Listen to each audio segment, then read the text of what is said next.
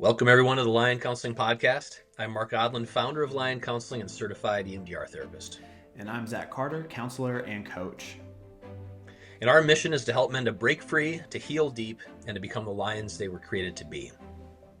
Today's episode is about why your relationships fall apart. The way you love, fight, and even parent is not random. It's shaped by something deep inside, what some call your attachment style. And so in this episode, we'll uncover how these hidden patterns influence your relationships and what you can do to grow into healthier, stronger connections. And since you're already here, if you don't mind hitting that subscribe button, we're coming up on 10,000 subscriptions. Thanks to you guys. Thank you so much. And without further ado, Zach, let's jump in. Escape the cage now. Be the lion you was destined to be. Born ready for the war, now my effort is free. The level's been set, time to wrestle the beast. Testing my G, it's getting heavy indeed. The struggle I embrace now, never retreat. I see the test as a blessing indeed. I'm taking steps on the treacherous peak. Now it's destined to be. I'm on my destiny's feet. Shine with the one piece. Let's do it. So I'd like to start attachment styles with a story. Because for me, maybe it's because I'm a little slow or just had a hard time with this or what, but like attachment style stuff didn't really connect with me.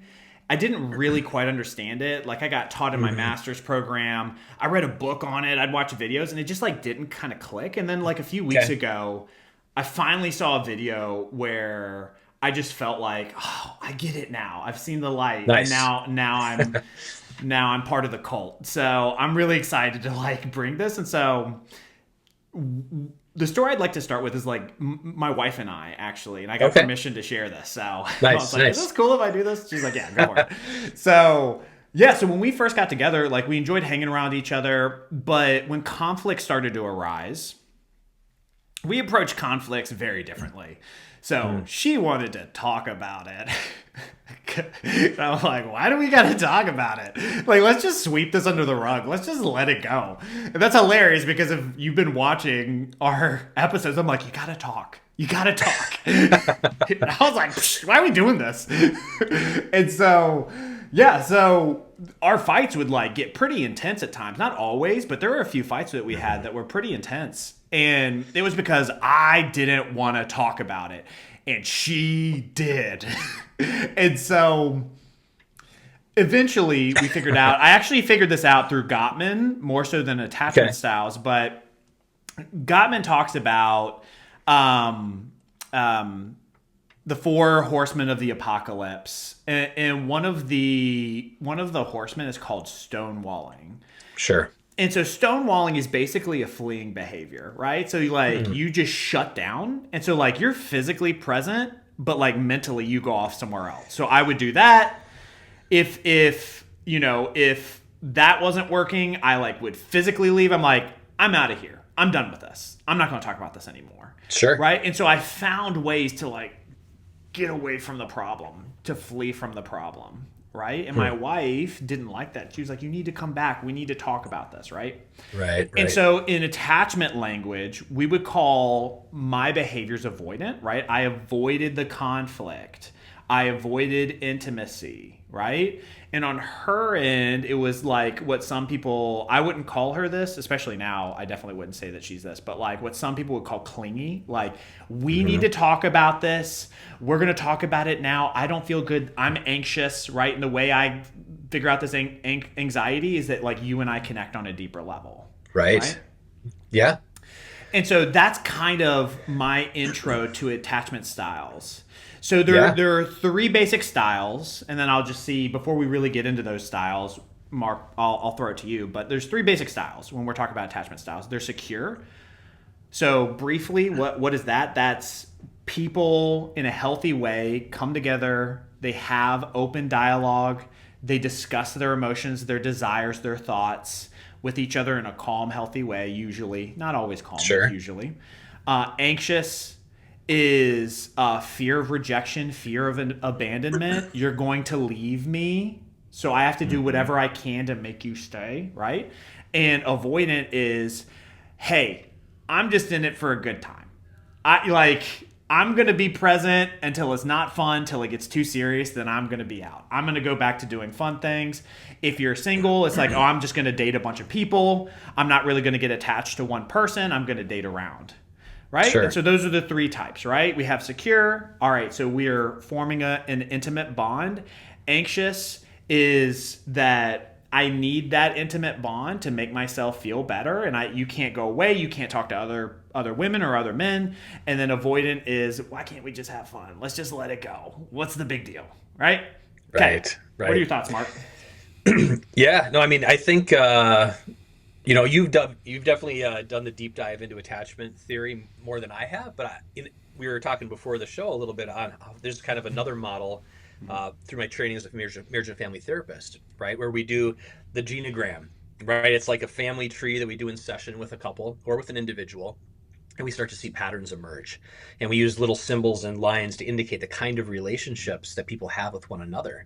And so if people have heard the term enmeshment, for example, that might connect a little bit to one of these attachment styles, right? When you kind of feel like you lose yourself and you're kind of one thing, right? Mm-hmm. Or the emotional cutoff. Things seem too volatile, too escalated, too difficult in the relationship. And so there's like no overlapping reality. It's like you have to cut yourself off out of like self-preservation, essentially. Mm-hmm. And then if I remember right, like the two solid lines between the symbols or between the people on the family tree is more of that secure attachment style. So I think that all makes intuitive sense for me, kind of with my background, Zach. And even what you described at the beginning very much echoes what I learned was called the pursuer-distancer relationship. One person continues to push to try to get an answer, to try to get resolution, to try to get connection. The other person is kind of like, oh man, I don't know about this. The timing, the intensity, I've got to kind of move, escape, run away. And when one person's running and the other person's chasing, it's not a good recipe, right? Things tend to escalate. Yeah. And then we have solutions for that, but we're not going to get ahead of ourselves here. So right, I'll kick it back to you. That's perfect. Yeah, they drive each other crazy, right? Yeah. And so these attachment styles, and I don't know about the genogram because I do genograms with my clients as well. Usually friendships aren't included in that, and attachment. And so I'd be curious on your thoughts on this, but attachment style can also affect friendships. It can also affect parenting. I know the genogram would definitely talk about parenting. And it could affect how you engage in your careers, how you engage in your communities. The thing that I will say is that what I've seen with a bunch of clients is that sometimes they have a specific attachment style in their close connected relationships, and then they act differently in the workplace, right? Because in some ways, like your boss, your employees, your coworkers, you may not need to get super connected to them, right? So maybe you're not afraid that they're going to leave. You're not afraid that they're going to, like, it's just like, oh, yeah, they just come and go. But you have this person that, you know, if you're married to them, you're going to be there the rest of your life, right? And so you may act one way in the workplace and a different way in relationships, and it may overlap in both. So where does the avoidant style come from? The avoidant style comes from, as a baby, you cry out to your parent or caregiver, and they don't come, or they come rarely, right? So you cry out, and the baby learns, oh, I'm on my own. Like, if I need something, I got to figure it out on my own. So I got to be independent. I got to be my own person. I can't depend on other people, right? The anxious attachment begins as a baby. You cry out for mom or dad. They ignore you initially. You cry out louder. They keep ignoring you. You have a meltdown, and finally they come, right? So the anxious attachment learns that I've got to lose my freaking mind, or people won't pay attention to me. People won't come to me, right?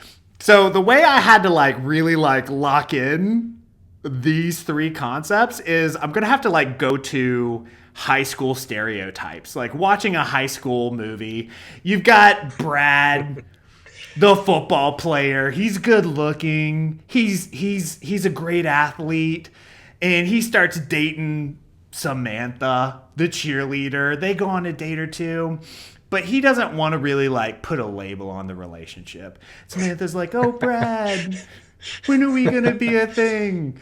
Brad's like, oh, you know me, baby. I'm not interested in labels. Like, I'm just kind of trying to have fun, right? And so, like, Brad's, like, dating all the cheerleaders. And, like, guys like me are watching that movie. And I just, like, hate Brad. I'm like, freaking Brad. He's got it. He's got it all. He doesn't even realize it. And he's like, I can't settle down, right? Until, like, 3/4 of the way through the movie, you find out Brad's dad's an alcoholic and he's, like, kind of abusive. And you're like, no, I feel bad for Brad. I'm like, I just want him to be happy, right? And so, like, we learn like, oh, like, Brad's this way because of, like, his upbringing, right? So that's going to be the avoidant, right? Like, I'm just kind of dating around. I'm just kind of trying to have fun, right? And then, like, Samantha is, like, anxious, right? She's like texting Brad 37 times in 10 minutes because he hasn't gotten back to her. And Brad's like, this girl's out of her mind. Like, she won't leave me alone. All of his buddies are like, yeah, man, you need to dump her. She's too clingy, right? And like, all Samantha's friends are like, maybe he loves you. And so like, Samantha is like, I got to do whatever I can to like lock down Brad, right? I got to text him a bunch and I've got to like scream and yell at him the next time I see him because he's hanging out with Susan or whatever, right? So like, this is how I had to conceptualize this in order to like understand attachment styles, right? And so, wow. And so these are stereotypes, right? And so like, men can be anxious, women can be avoidant, right? It doesn't really matter on the sex, right? But this is just kind of how it locked in. And we can just assume secure is like healthy, right? You got two people, they want to be around each other. They're emotionally healthy, right? They're having a good relationship usually, right? Any thoughts on that? Well, first, just to make it clear to the audience, Samantha and Brad are definitely from a movie and definitely not something from real life for you. Right. That was not, this is totally hypothetical. Totally hypothetical. Totally hypothetical. No, joking aside, as soon as you started talking about this, it really, and if anyone's skeptical out there, I mean, that great. I mean, research it on your own, filter it through your rational mind, definitely. But I will say, in my experience doing trauma therapy with EMDR therapy, I distinctly remember this wonderful family that I worked with years ago, and the kids were literally adopted from a orphanage in Eastern Europe. Mm-hmm. Where they didn't have enough nurses and they could barely keep them fed and diapered, but they did not have enough nurses to hold them when they cried. They couldn't get to them fast enough. And so predictably, what happened was these kids had major attachment issues. I think one or two of them were actually diagnosed with what's been in the DSM for a long time, reactive attachment disorder, which is really heartbreaking for an adoptive parent because you're pouring your love, your heart and soul into this child. And it's very difficult for that child to express love back. And there's a push and a pull, and it can be very, very painful, very traumatic. Thankfully, that can heal. But it's tough. It's tough. It's a tough road. So I would just validate everything you're saying, Zach, that these things that might just seem like, oh, that's just Brad, or that's just their personality, or that's just, almost accepted because we see it all over the place, different ways of relating. A lot of these things do have roots in early childhood. And we shouldn't really be surprised by that because that's when our little nervous system and our brains are developing. And what our nervous system has to do to cope, for example, when a little baby is sitting in a crib and they cry and cry and cry and cry, their brain is actually going into a fight or flight kind of situation, right? And so they're fighting, they're yelling, they're protesting. Okay, I can't fight. What's the next best option? Flee, flight, run. No, I can't run. I'm in a crib. I'm stuck. I can't even walk. I can't even crawl. Oh, so what's left? Freeze, shut down, prepare to die, dissociate, check out, stare blankly at the ceiling. Man, that takes a toll on a little kid, right? So, and this isn't, I guess the last thing I'd say, Zach, is it's not like about blame. I know there are a lot of like parents who feel ill-equipped with how to raise their kids, especially young parents, and a lot of people kind of do the best they can with the hand they're dealt, but even well-intentioned, loving parents, got their issues, man, me, myself included. And so it's hard not to have that impact our kids in some way, for better and for worse. So. Right. And I love how you laid that out, because a lot of these strategies you'll find are fight, freeze, flee. Like a lot of like this attachment stuff, like as we get more into how these operate, you'll start to see kind of those strategies activate. So, Zach, do these just happen in childhood? Once you're out of childhood, are you good to go? No. No, unfortunately. Right. So you can become Brad. Yeah, you could become Brad. Oh no, poor Brad. We've got all these young men being like, I want to be like Brad. What's wrong with that attachment style? No, you don't want to be like Brad, bro. All right. Okay. So, so we definitely want, as parents, as future parents, if you don't have kids yet, you do want to invest in your child's healthy attachment style. But if you're like, oh no, my kids are avoidant or they're anxious, I thought we did a good job. Maybe you did. Maybe you did. But things can happen, right? So if you have friendships that fall apart and people just leave you, if you have close, intimate relationships and like everything seems to be going good, and then so the person's like, I want to move to Europe and I don't care about you or whatever, like all of a sudden that's really hard on us, because our world is what makes sense to us is that like, no, when I like reach out and connect with someone, they connect back to me. And so you can be in the secure attachment and get pulled to avoidant or get pulled to anxious, right? And so in the case of my wife and I think we were both like semi-secure with like tendencies. Like I don't think we were hardcore, because this is a spectrum. And so I think I like tended towards the avoidant. She tended towards the anxious, right? And then we had to like learn how to compromise and move to be, more overlapping. So like I meet her needs, she meets my needs. I engage in difficult conversations, and occasionally she lets conversations go. We don't have to like talk about everything, right? So it's not just childhood, it can be life experiences as well. Okay, so attachment styles tend to be stable, but they are plastic. They are malleable. They can change for the healthier, just like you were talking about with these kids in these orphanages. So don't give up if you're in that scenario, if you're parenting kids like that. Right. They can move to be more secure, right? It's probably harder, but they can move that way. And if you're in the secure, you have to do your best in dating healthy people that tend to be secure if you can, so that you don't get bumped one way or the other into the avoidant or to the anxious. Sure. Okay. So, any thoughts before we get to the three main attachment styles, and what are things to look for in yourself or others?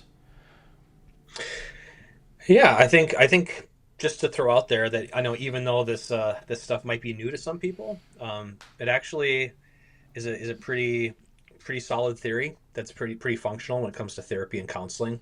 And even before like the gurus of couples counseling, the Gottmans that you mentioned, before them, the most kind of research proven approach to couples counseling was emotionally focused couples therapy.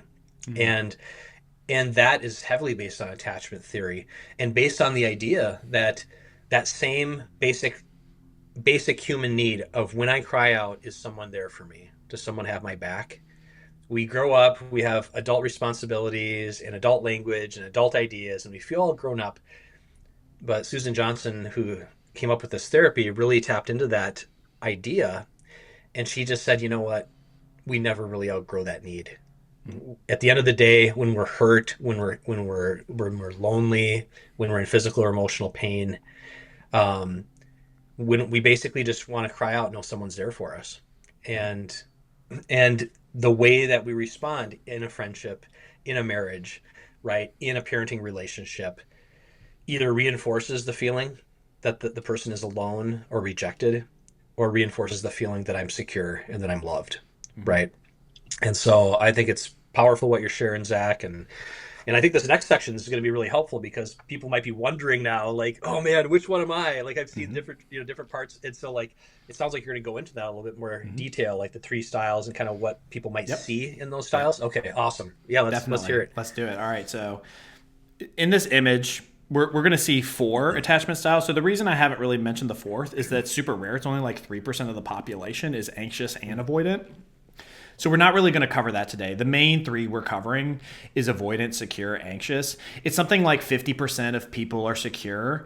And it's not exact, but it's something like, 20-23% are anxious, 20-23% are avoidant, something around those stats. So okay. that's kind of how it looks in the population. What we're seeing in the different quadrants on this attachment style image, we've got bottom left, we've got secure, right? So the line on the left shows how avoidant are you, and the line across the bottom shows how anxious are you. Okay, so bottom right, we have the anxious attachment, and so that's high in anxiety, low in avoidance. Okay, so the anxious person is going to find ways to engage, to connect with the other person. So, and they can be very clever about it, right? So, if they haven't heard from you in a while, maybe they show up to an event that you're putting on at work and say, oh, I just came to like support you, because they're like seeing like, are we still good? Like, or are you trying to ignore me? Right. So they're going to send out some texts. They're going to send out some calls. They're going to try to like see like, hey, are we okay? So I can calm down that anxiety. And if you don't get back to them, that's going to send their anxiety way up. Right. Top left, that's that avoidance. So high in avoidance, low in anxiety. Okay, so avoidance can get anxious, right? And their tendency, if they do get anxious, is to avoid the problem, right? But the way that they strategize is that flee strategy, right? Is like, hey, let's just let this go. Let's get out of here. It can be addictive patterns, right? So instead of engaging in a healthy, committed relationships, I've worked with clients that are essentially avoidant because they use pornography, right? It may not be because they use pornography exactly. So a better way of saying it is they use that to feed into that avoidance strategy of, I can't get into a relationship yet until like I've got this porn thing knocked out. Avoidance will also avoid getting into relationships until they find the perfect person. Right, that's another way to avoid getting into a relationship is there's always a problem with the other people. Right. There's always something going on with the other person that is not good for me because I want the perfect person, right? Because they're gonna make me full and whole, right? So here we see the 4 different attachment styles and some of the traits. So the top left, secure, tends to be warm and caring, trusting and forgiving. They have good boundaries. They manage their emotions well. They're responsive. They're honest and open. A couple other thoughts that's not in this graph on secure is they have a positive view of their self and of others. They're comfortable expressing their emotions. They can be self-reliant, but also depend on others. They can do either one, right? So what are some examples in media of this? So Superman, right? So who's Superman in a relationship with? Lois Lane. Superman doesn't date around. Like Superman found his person and Superman stuck with his person, right? The couple in Up, right? The Pixar movie, right? You see that they were together for a long time and eventually, sadly, if you haven't seen it, but it is at the beginning, so technically it's not a spoiler, but the wife dies, right? So, but they were in a secure, healthy relationship, right? They stayed together for a long time. Yep. Secure people tend to be thought of as boring. Right? Interesting. It doesn't make for good movies, for good Hollywood movies. It doesn't. So usually someone starts secure. Let's call him John Wick. He's secure. He's in a healthy, like he wasn't healthy, and then he was in a healthy, committed relationship. He leads being an assassin. He commits to this woman. They're connected. She passes away from cancer. She gives him a dog. The dog gets killed by Russians, and all of a sudden, dude's avoidant. He's like, I can't trust nobody, especially Russians, right? And so, like he starts in the movie. He starts secure, right, and then becomes avoidant, right? And so you might see it in the reverse. Usually couples are going to start anxious or avoidant, and then by the end of the movie, maybe they're secure in the relationship by the end, right? So that interesting. secure people don't make for good content, okay? But like we can think of like Jesus, right? Jesus was secure, right? And so it's not that when we watch these movies that they change over the course of time, it's that they are the reason that the world around them changes. Right? So Superman doesn't have a huge character arc. The world changes around Superman because of his goodness. Right? Same with Captain America. Captain America is a very bland character. So what makes his stories interesting is that he's got good values and then he changes the world around him. And so not to get too ahead of ourselves, but a person who's secure can help people who are avoidant or who are anxious, right? They can pull them to the center, right? Okay. Any thoughts, Mark, on secure? It makes a lot of sense. I mean, I'm just thinking it's a good reminder for us as coaches and counselors and therapists, right? To be like, okay, we need to continue to deepen and to kind of center in our security, our attachments, our doing work on ourselves, so that we in the process can come alongside people and kind of help pull them into that center through the process, right? And I know we weren't really talking about the coaching or the counseling relationship, but I think that probably applies too. Yeah, 100%, because it's like a stable foundation. They can show up and they know their counselor is not going to avoid them. They know the counselor is not going to have try to get their needs met. Like someone who would be anxious, right? It's a stable foundation. It's secure. I can show up and they're going to be there for me emotionally. They're going to be there for me spiritually. They're going to be there for me mentally, right? So what are some characteristics of the anxious attachment? So the anxious attachment tends to have a negative view of their self, but a positive view of others, right? So secure is positive view of myself, positive view of others. The anxious attachment tends to have a negative view of their self and a positive view of others. Like we've already said, they're often considered clingy or needy. They tend to be hyper-focused on security, right? I want to make sure my relationship is secure, and I'm afraid I'm going to lose it at any moment, right? They're worried their partner isn't as invested. They're always worried. Are they going to leave me? Are they going to cheat on me? Those kinds of things. So if they have a fear of abandonment, they crave intimacy, but are highly sensitive to the moods and actions of their partner, right? So when we do studies, they can pick up when they do the images of like a face that's changing. They'll take them into a lab and they'll show them like whatever it is, a 10-second clip, and it's like changing, the face over time from like angry to happy, and they can pick out the change in mood faster than others, right? So they're highly sensitive to the changes in moods of others because they need to be, right? They need to understand what their partner is feeling to make them feel better so that they won't leave them, right? So highly sensitive to emotions. They can often, not always, but they can often ignore their partner's flaws, right? Because they can't get anyone better. So like I'm going to ignore that they have addictions or that they're abusive or that they don't treat me well, because ultimately I can't do better than this, right? They could also be the person that believes like when they say my partner's my better half, they actually believe it. Like they are actually the better half, right?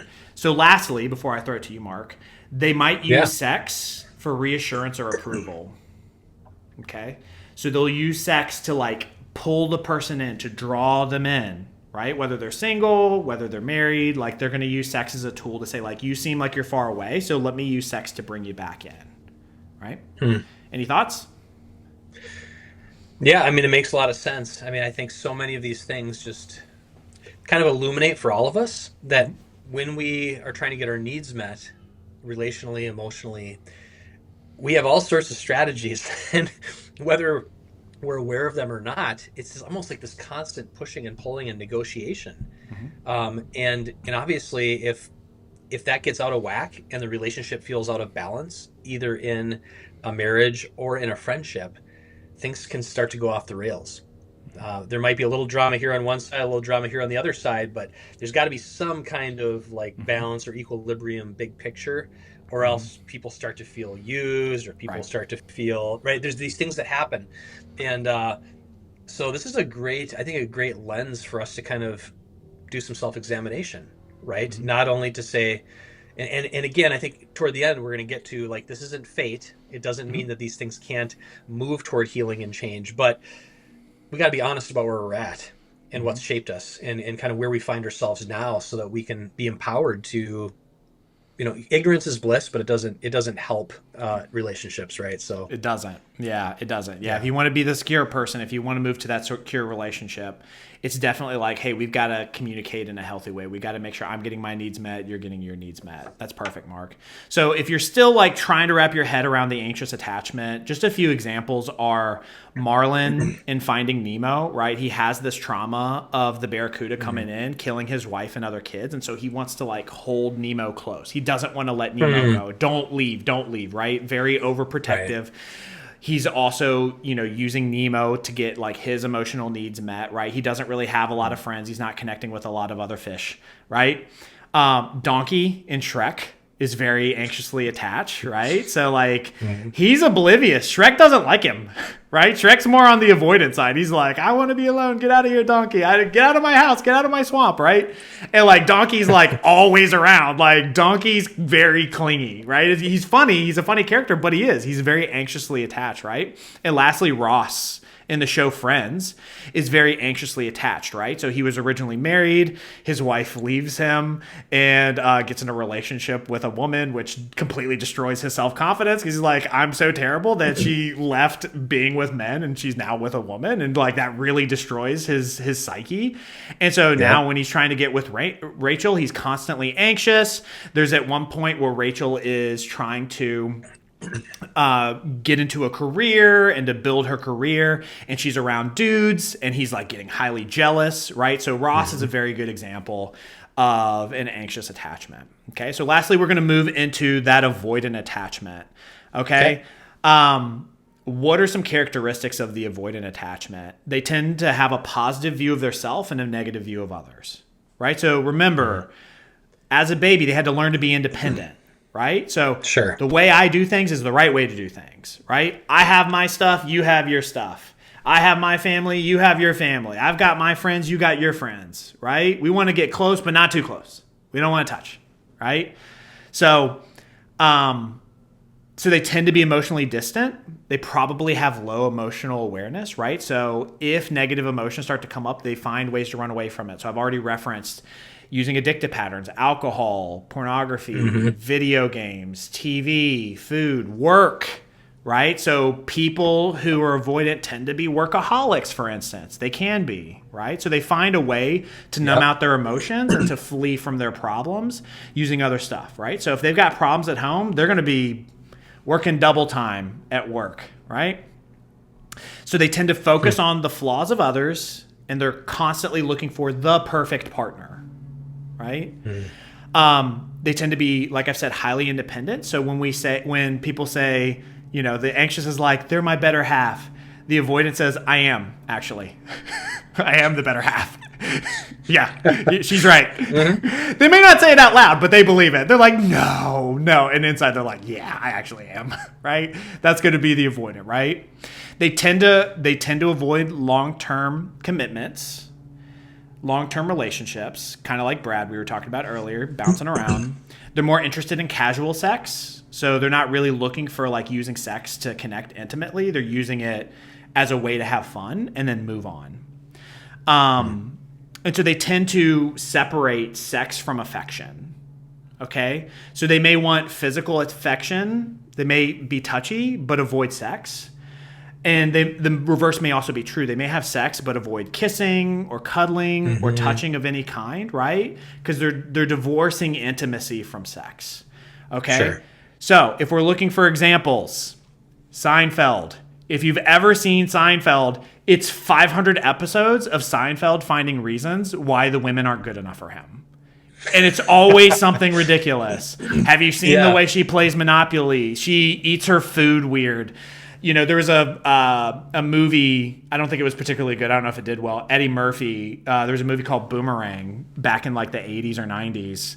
And it was kind of the same thing where he was very Sure. avoidant. And I think he like ends up sleeping with this like beautiful woman, and they're laying in bed together, and he looks down at her feet and her like toes are like warped. And he's like, I can't, right? And like anybody would objectively say like, what's wrong with you? This is a beautiful woman. She's interested in you. But he's like looking at the toes and he's like, nah, I can't do it, right? Batman is avoidant, right? Who's in a relationship with Batman, Mark? Oh, that's a good question. Lots of people. No. So I know of two: is Catwoman and Talia al Ghul. Catwoman, yeah. Catwoman and Talia al Ghul, right? So if you watch Christopher Nolan's movie, the third one, he's in a relationship with both, right? But typically in the comics, he's in it for a minute, but he's avoiding connection, right? His parents get killed. He learns he has to be independent, right? And so he avoids close, intimate connection. Even when he has like the Robins around, there's not like a lot of talk of like love and emotions. It's kind of like, go do your job. Like that's what Batman, don't try to hug Batman. That's a really bad move. Like Batman doesn't want to hug. He doesn't want to hug. Okay. Right. And so if like Captain America and Marvel is kind of the representation of like a secured attachment, Iron Man would be the avoidant, right? He's dating around. He's always with different women, right? And so like in the movies, the story arc is like eventually he ends up with Pepper Potts, right? So he becomes more secure over time, but the tendency is avoidant. Mark, throwing it to you, man. Well, I'm just really happy I heard a little bit of the Batman voice come out. Just because, I mean, it came out naturally. I'm grateful for that because I was going to put you in an awkward position and be like, could you please do a role play of like how Batman might talk to his girlfriend or something like that? And yes. So you did it. You did it. That's a future episode.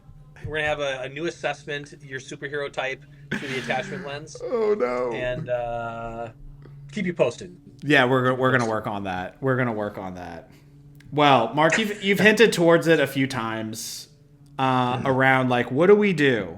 Like, how do we solve, like, if I'm in the insecure attachment, so insecure attachments is the avoidant and the anxious, how do I move closer to secure?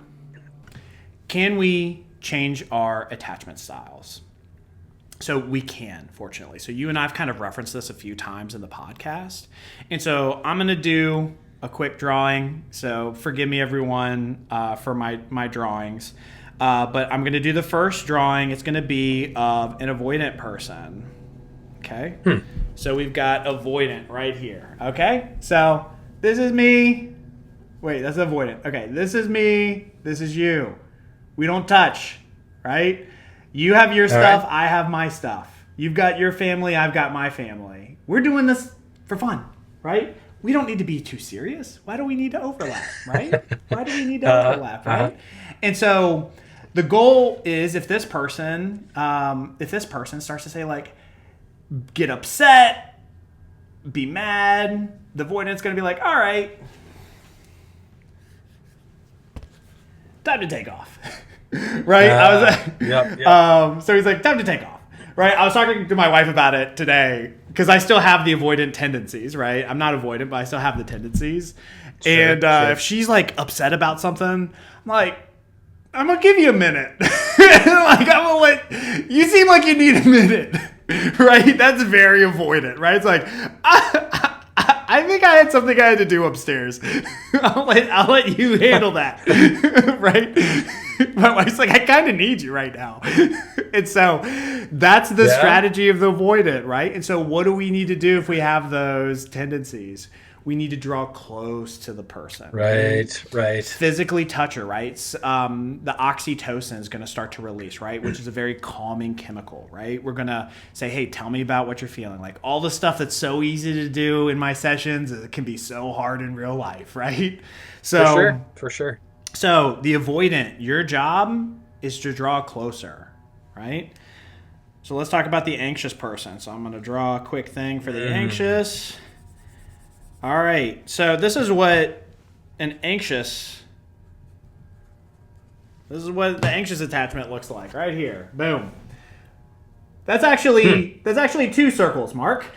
The anxious is like wants to be we're completely one. Right?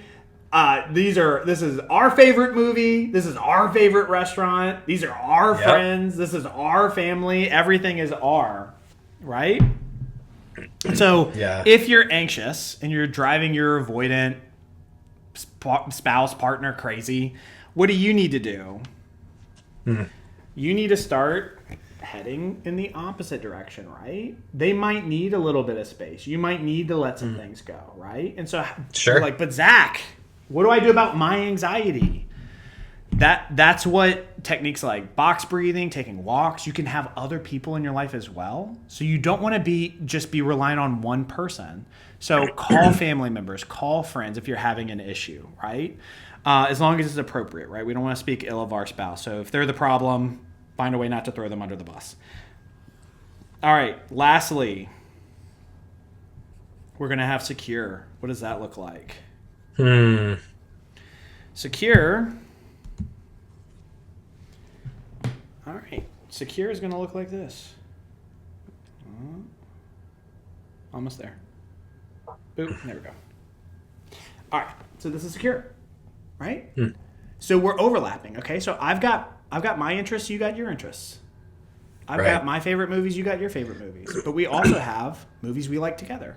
We've got restaurants we both like.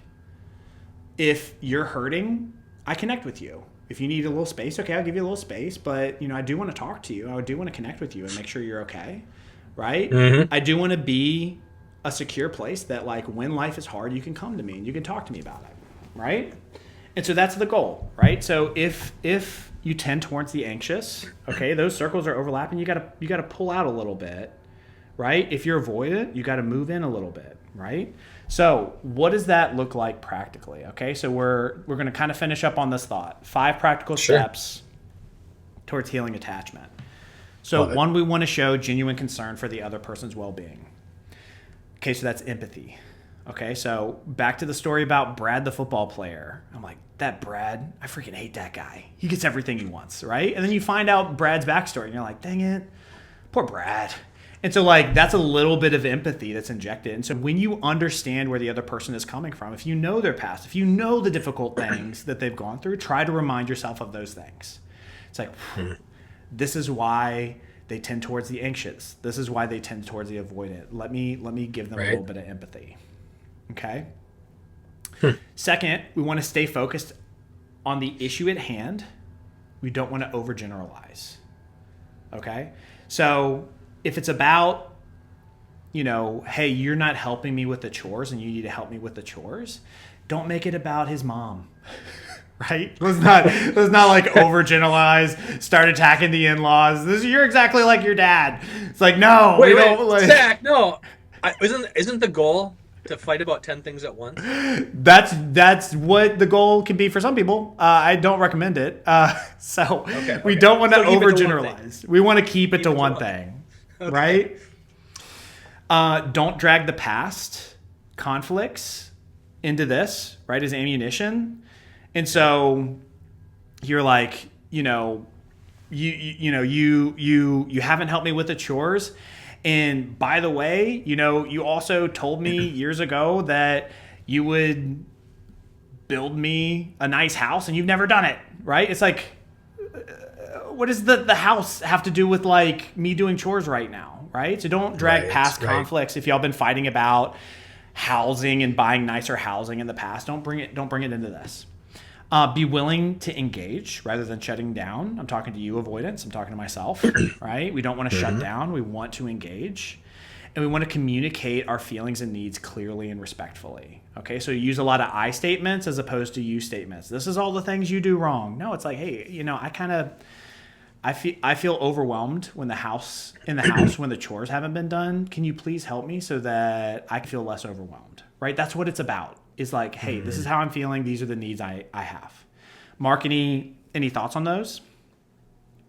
That's so practical, Zach. I mean, I think that's, it reminds me a little bit of kind of some of our other podcasts about kind of building good habits and taking small steps that lead to big changes over time. And so I absolutely love that. And my encouragement is to stick with it, guys. Stick with it. And if you're finding progress, keep doing it. If you do everything that Zach's telling you right now and you still feel stuck, because your nervous system is still just too reactive, then that's where, we talked about, Zach, you're the CBT guru and helping guys get that practical stuff in place. And I'm like the EMDR guy, right? So I'll help you dig into those deep wounds from the past and get those healed up so that maybe then you have the bandwidth to step more fully into these really practical things that Zach is advocating for. So, and you won't know if you're the guy who can put these things into practice and build a habit, or if you're the guy who's going to try and then it's going to feel sabotaged and then you might need to do some deeper work.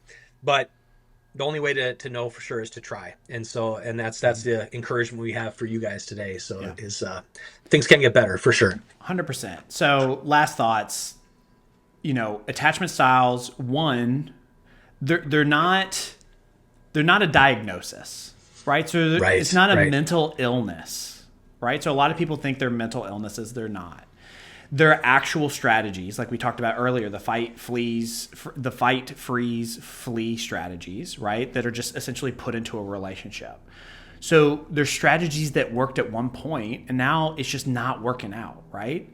So try not to pathologize the other person, right? So that's the first thing, but then also realize that this isn't a life sentence.